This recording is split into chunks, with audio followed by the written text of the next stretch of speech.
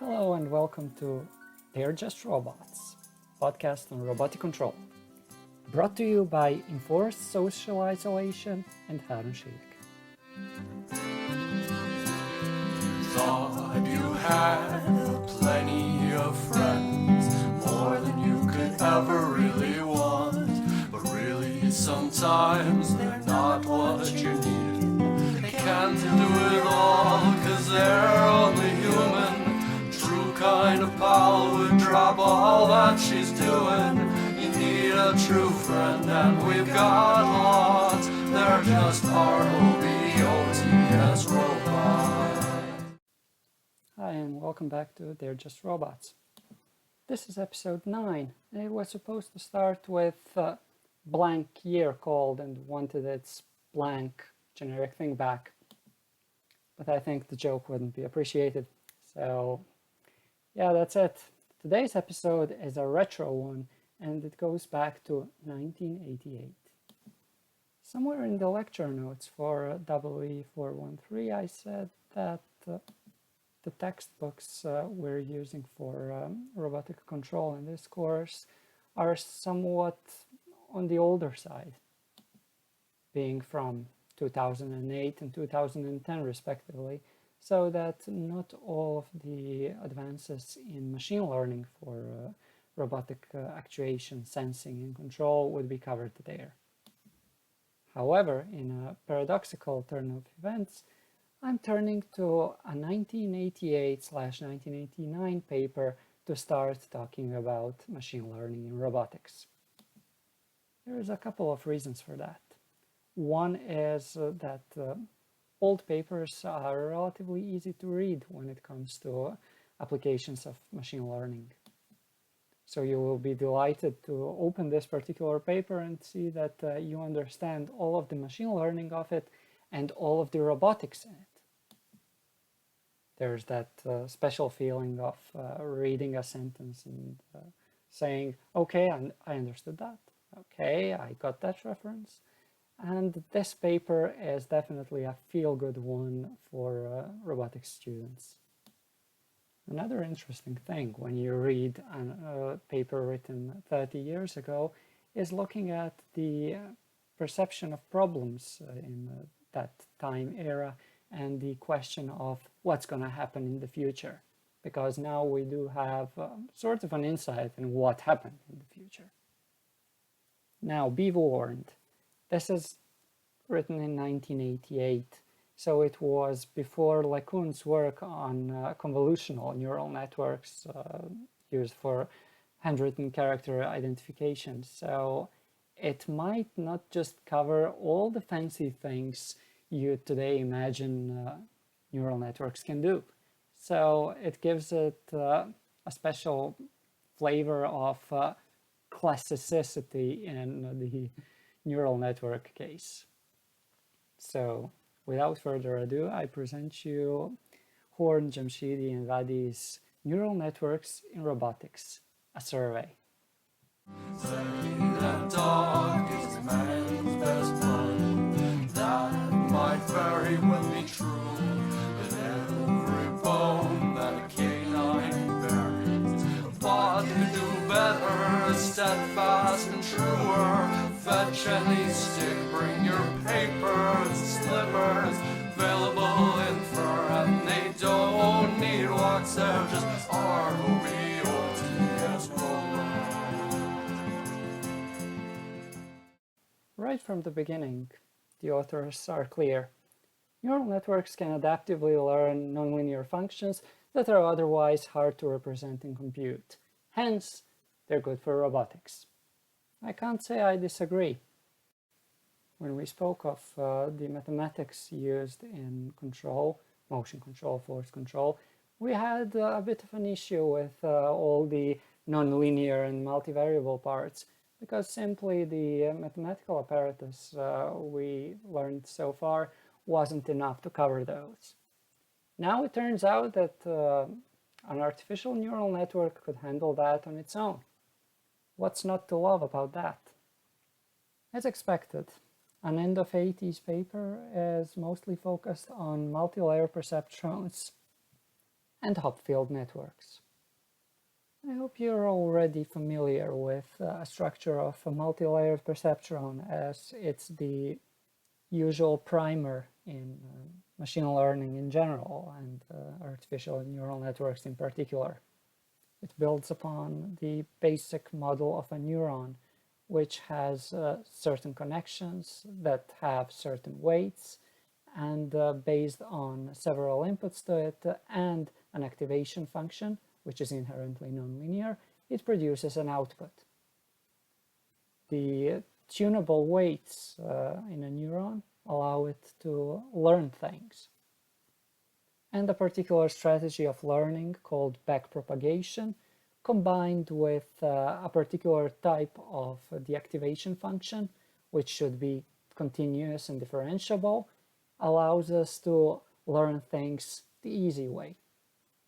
Back in the day, but also say today, the multi-layered perceptrons and neural networks in general were thought mostly to be classifiers. So determining if something belongs into class A or class B, or several other classes depending on the complexity of the problem. However, for the problems in robotics that are being tackled every day, classification is not enough. What we want from a neural network is to approximate a nonlinear function and provide a continuous output. Well, luckily, by definition, it provides a continuous output. So we're in luck there. We should be able to use a multi-layered perceptron or any other neural network for these particular nonlinear function approximations for robotics. It turns out that you can apply this to kinematics, dynamics, sensing, and control, which is, what a coincidence, everything that we've covered in this course so far. And since we said we're going to offload a lot of maths to the neural network, that pretty much means that this podcast won't be accompanied by the mathy slides. It's just going to be talking today. So the problems with multi-layered perceptron applied to control of robots or any other problem in this particular field of study is one, they can get stuck in local minima because they're doing gradient descent. That means that something might look as the best solution for the neural network because it simply doesn't see better solutions in its neighborhood. Another issue with neural networks, or with most models to be honest, is that they only approximate the nonlinear function that is subject to learning in the particular application. Of course, if such a function does admit a mathematical description, this is an issue. So if you have a mathematical interpretation that's easily implementable, sure, use it instead of the neural network learned nonlinear behavior.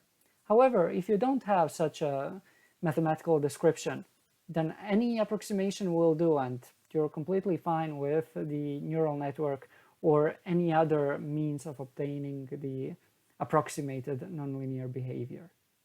Especially this is the case when you're learning something that's not generated by a mechanical, mathematical system on its own. Maybe you're learning something from a human.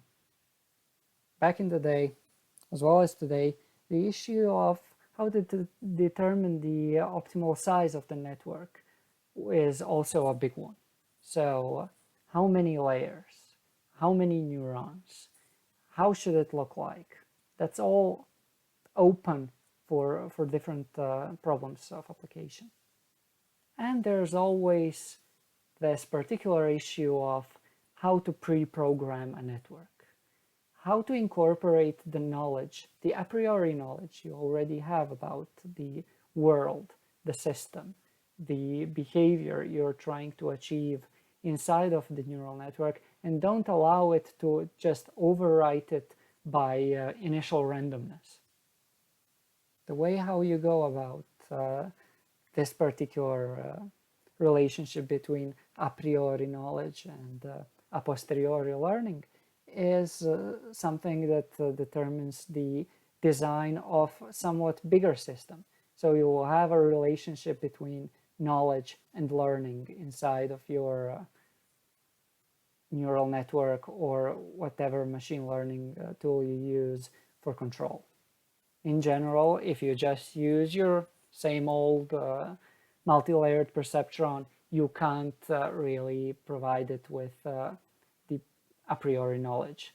It will just start from a random distribution of weights and converge to whatever it wants to whatever it learns, and it won't use whatever you provided in the first place. The only thing you can do is provide smart training sets, smart data for training the neural network and adjusting the weights. But enough about perceptrons. The story from late 80s wouldn't be complete without Hopfield networks. It's an old school model related to associative memory, but also to combinatorial optimization. And when you mention combinatorial optimization to a roboticist, to a control theorist in robotics, they might start thinking about all the opportunities you have for it in trajectory planning. Combinatorial optimization is, well, you may already know what combinatorics is and what optimization is. So the combination of the two is the question of how to find an optimal solution for a particular movement. Let's say it's a movement, but in a generalized form on a graph-like structure. So you probably have a finite number of elements in the environment, and you need to provide a certain trajectory, a certain motion in between or from and to these elements with an objective of minimizing or maximizing a certain quantity.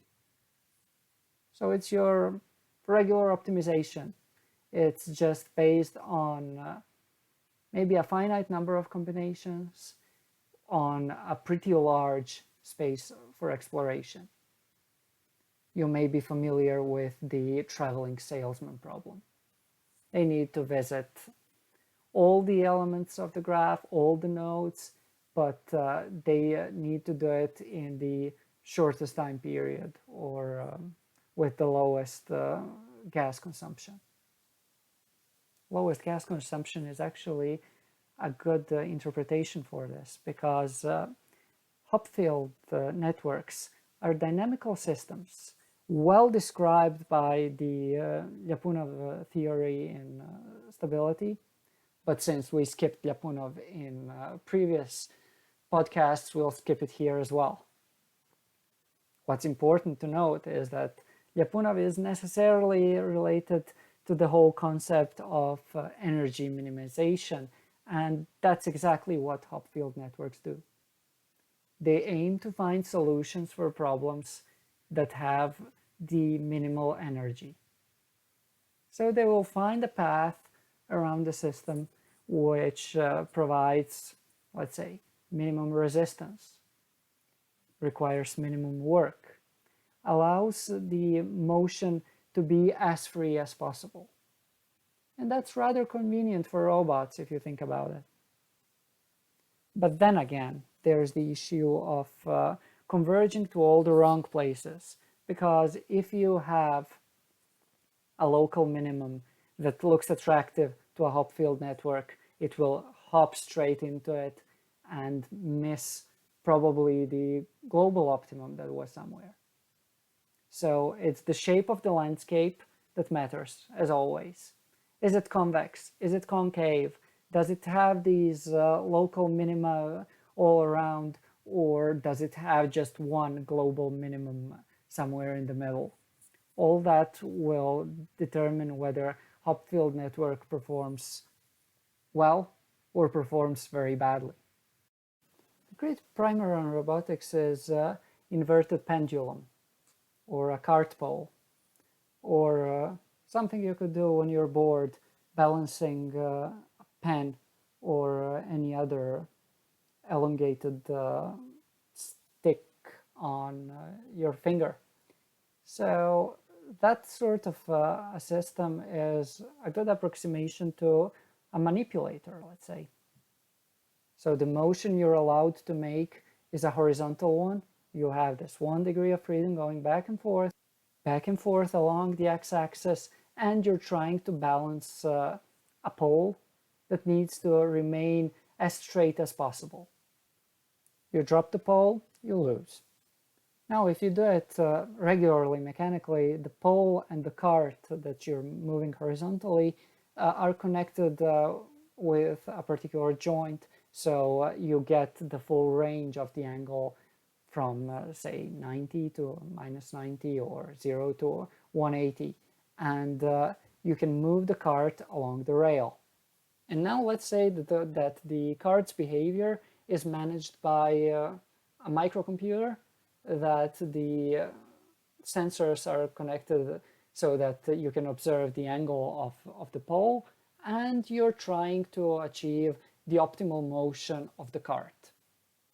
Another restriction is that you want to stay in the middle of the rail, of course, because you have a limited range in which you can move. It's not surprising that this problem was one of the first ones solved by neural networks. It was already solved in 1964 using something called Adeline, which was a single layer perceptron, and which learned how to control the inverted pendulum, the cart and pole system, by observing a human operator. Furthermore, it used bang-bang control, so on-off. It just went all the way left and all the way right and so on in particular time periods, so to achieve the desired angle. Sure, this whole half degree of freedom does not translate well into general robotics problems. While robotics has problems that can be solved by bang-bang control, usually we want some continuous, gradual, fine-tuned control.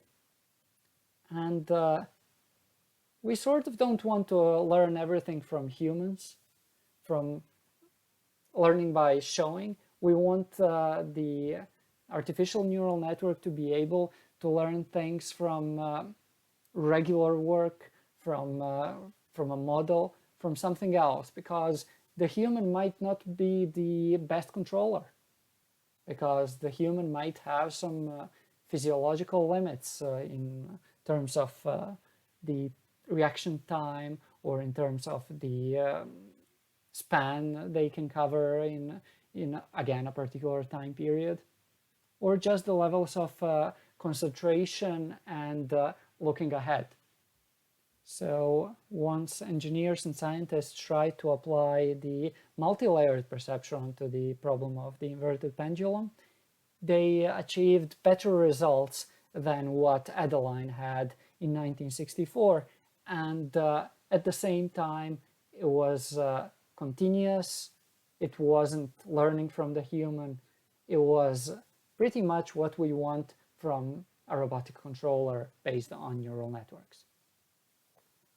So now, moving from a toy example of cart and pole, to which we will return in a somewhat more practical milieu, we're continuing with the real problems of robotics, the problems of direct and inverse kinematics, the problem of trajectory planning, sensing from multiple kinds of sensors, motion control, as seen in our previous podcasts, and task planning on a general level. Cut your hair and look after your mother. Make your soup when you're sick of all the things that you've person or a bot. Take out the trash and vacuum your carpets. Listen to you when you're sad and confused. Give you directions when you're lost. They're just ROBOTs robots.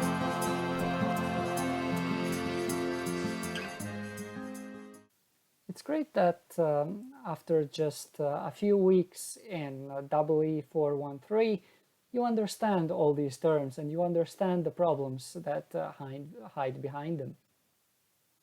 So for instance, you understand that the direct kinematics is a problem of a relatively big, probably very big in practical setting, nonlinear matrices, taking your joint space variables into your operational space variables.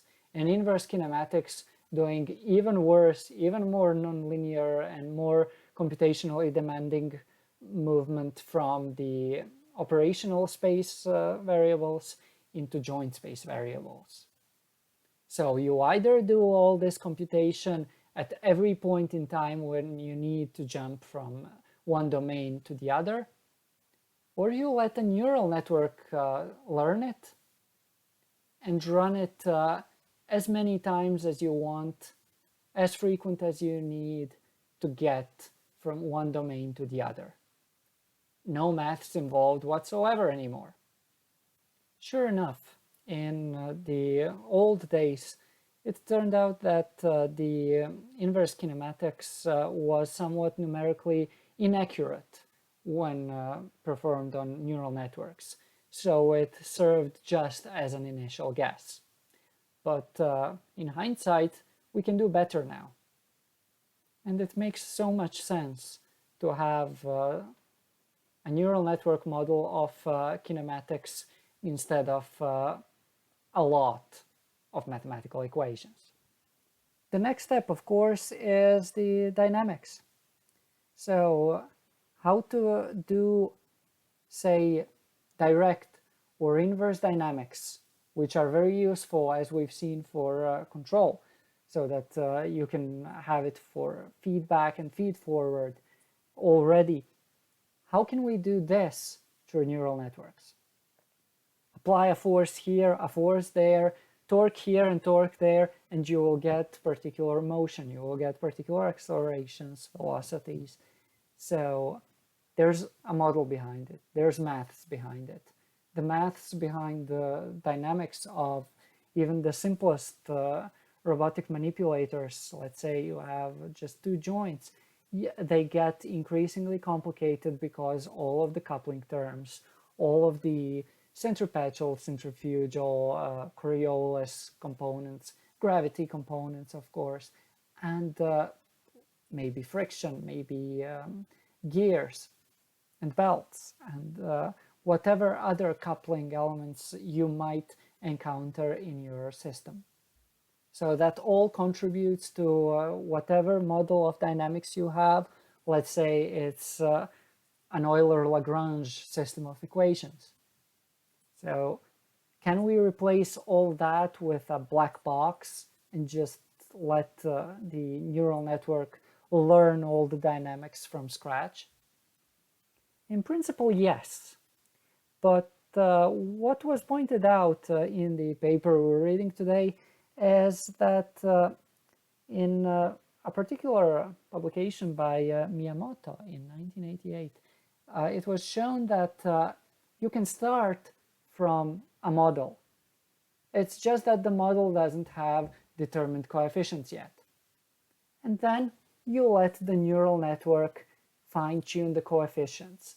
So it's just like the story of adaptive control we told in the previous podcast.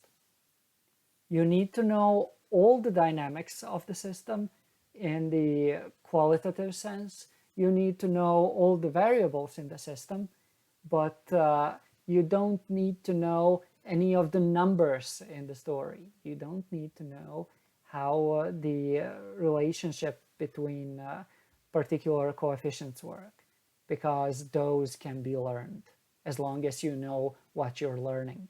So the whole neural network story does not have to always be about black boxes, about the lack of the model. So there can be an a priori knowledge installed inside of the big picture of the controller. So while the neural network on its own is going to start from random initial conditions and just converge to a solution and optimize it, the structure upon which this neural network is inflicted can be a deterministic one. In this particular case, it can be a system described by, say, Euler-Lagrange model. So as such, this system of determining coefficients and determining the particular structure of the controller is, in fact, very similar to your regular system identification. And speaking of regular system identification, it usually uses random inputs, measures the outputs, and goes on and on in the procedure of fine-tuning the coefficients.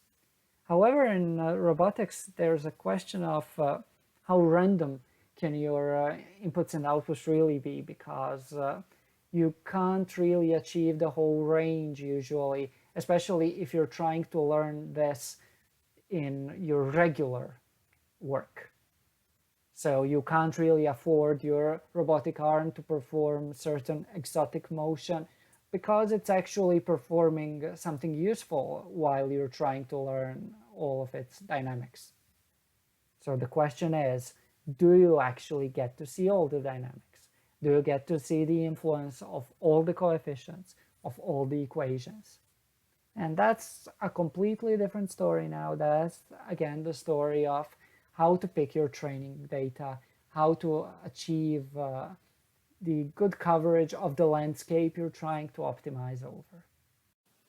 On the trajectory planning side, it's, as we already hinted, very useful to use something like Hopfield networks, because they are dynamical systems on their own, and trajectories are, again, dynamical systems. They're based on going around in a particular mathematically described fashion to achieve the sort of optimal motion between obstacles in space, or simply reacting to elements in space that might be in motion, that might inflict some new constraints on motion, etc.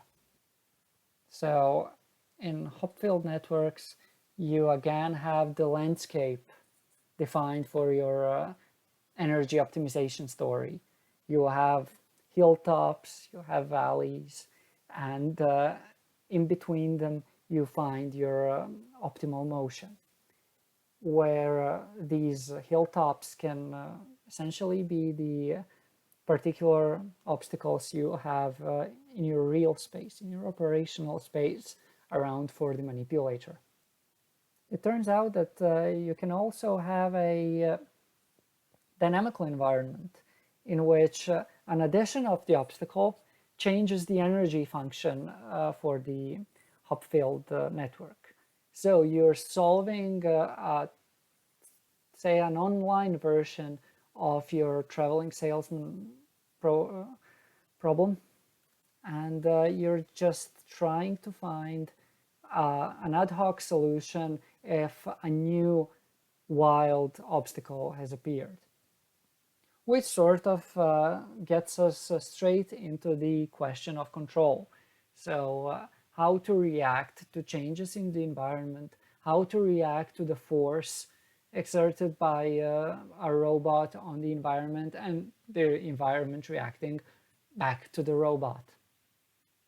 Again, through the story of inverse Jacobian, inverse kinematics, iterated inverse kinematics, we can use the potential of a neural network to approximate a nonlinear equation, a multi-input, multi-output system, and keep it structured, keep it simple in the math that it uses, keep it easily executable on hardware and still provide the control task achieving its goals in an optimal fashion. If you use something like computed torque feed forward, you can again learn all the dynamics that actually generate the computed torque through regular behavior of the robot, and then just put it there in an inverse fashion so that the torque can be fed forward.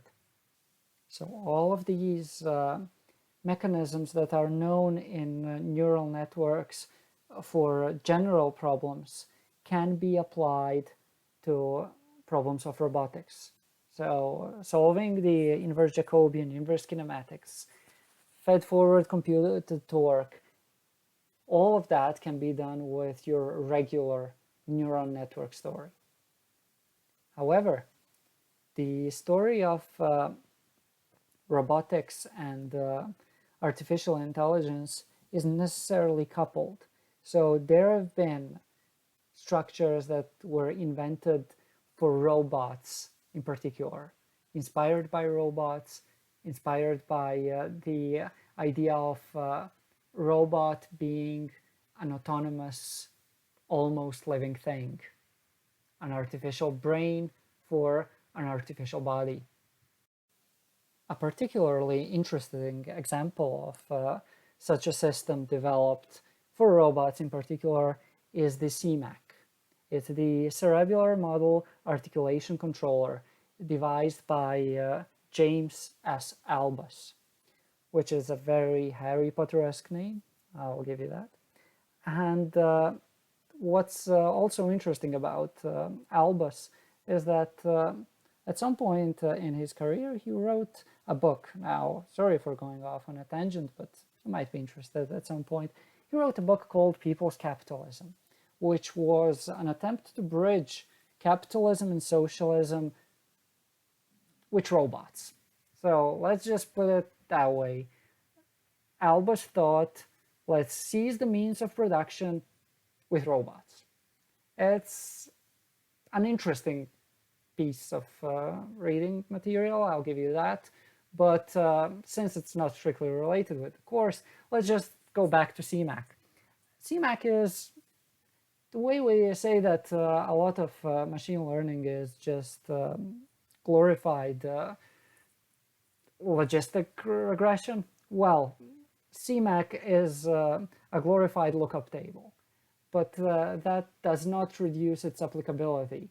It's an associative memory model that actually runs sort of like a brain, and it's applicable for, say, robotic control. So you can perform your regular motion modes of control over a CMAC model as a neural network.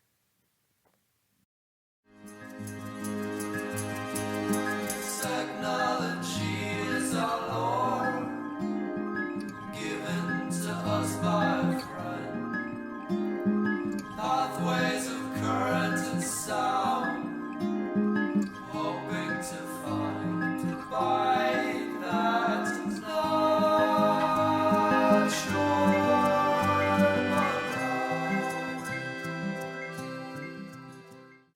But sure, as it happens, CMAC is not just that.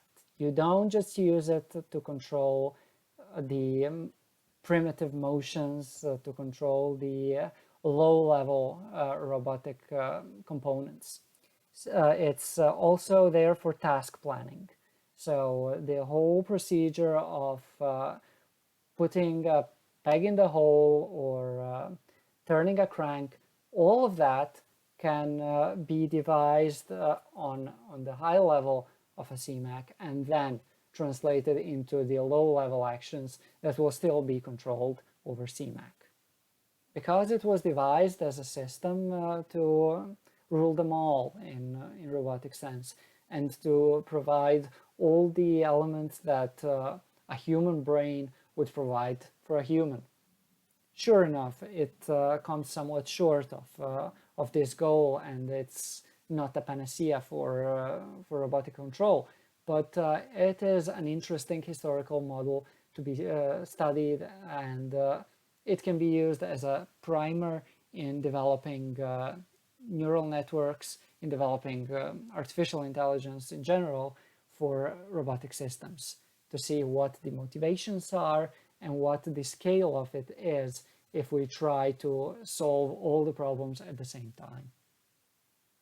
Somewhere at the end of the review, there are issues that authors had at that point with artificial neural networks and their application in robotics. So, for instance, the limitations of hardware. The existing hardware in the late 80s couldn't run neural networks in real time, and it simply didn't have the capacity in intercommunications. Memory wasn't that much of a limiting factor, but the communications was. And as time progresses with artificial intelligence, there is always a bottleneck of hardware. There's always the question of pushing the artificial neural pedal to the metal and seeing just how far can it go, getting to the extreme of the hardware use. So no matter how much hardware we have, we're always going to use it all because we simply can. So the issues that they had in the late 80s when it comes to artificial neural networks running on contemporary hardware might seem silly to us now, but do remember that we have issues with running our state-of-the-art artificial neural networks and general machine learning algorithms on our contemporary hardware, because simply we're always greedy for more. Again, there was the issue of having to learn from someone, because supervised learning was maybe not all the rage, but most of the rage of the late 80s. And the question was, whom should the neural network learn from? If they learn from humans, is it any different from your regular robots learning that was known even before the whole artificial intelligence revolution? And does it make sense because maybe the humans aren't good at it at all? And there was the reiterated stigma that neural networks classify things, so why bother with them in any other task of control? And of course, there was the question of the selling point. Is there anything, they ask, a neural network can do what conventional robotics, control, sensing, dynamics processing cannot? If you put that in a 2019 or 2020 context, that's like the question of quantum supremacy. Is there really something a quantum computer can do while the conventional computer can't, or would take eons to do? There is also a mention of reinforcement learning at the very end in this late 80s paper, where it's simply acknowledged. Reinforcement learning exists. There have been some attempts to use it, but we're not really sure what is it for. And at the point of not being sure what something is for, we're also not really sure that we understand neural networks and what they are good for and what they're not. So that a lot of robotics applications turn out to have subpar performance when done in neural network setting because we just don't know. We don't have the feeling, the know-how of designing control systems using neural networks, the authors imply. So the question is, with 30 years of distance from late 80s, do we have the know-how to do control, sensing, dynamics, trajectory planning with neural networks or other artificial intelligence systems. Do we have the intuition now? And do we know what to do with reinforcement learning and all the fancy things that would come out of the artificial intelligence / machine learning laboratories in the years to come, even in 1989, just a few months after this paper was submitted? Well, we'll have to wait for the next episode to find it out. Afraid 'cause they're made of metal, they still got plenty of heart. You should think of it like it was a garden. There's fruit on the trees and you can pick it. Just don't piss them off.